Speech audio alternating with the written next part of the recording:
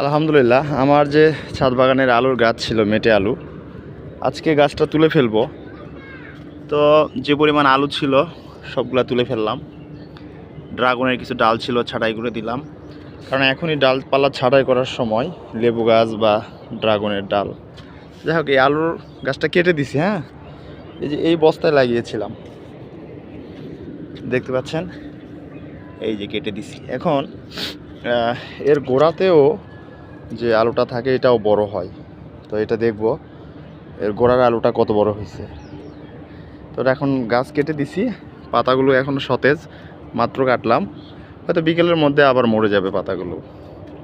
তো এখন দেখি এটার মধ্যে কি পাওয়া যায়। তো এই দুইটা গোড়া পাওয়া গেছে, এই পরিমাণ হয়েছে। কত, হয়তো বা আধা 1 কেজির কম হবে দুইটা মিলে। আর এই যে ছিল এটা গোড়া, প্রচুর শিকড় ছিল, নিচে আলুগুলো ছিল। আমি কিন্তু ঠিক এই মাপের একটা আলু লাগাই দিছিলাম, তো সেটার গোড়ায় এত বড় হয়ে গেছে। আলহামদুলিল্লাহ, আল্লাহ পাকের কত সুন্দর সৃষ্টি, কত সুন্দর নেয়ামত।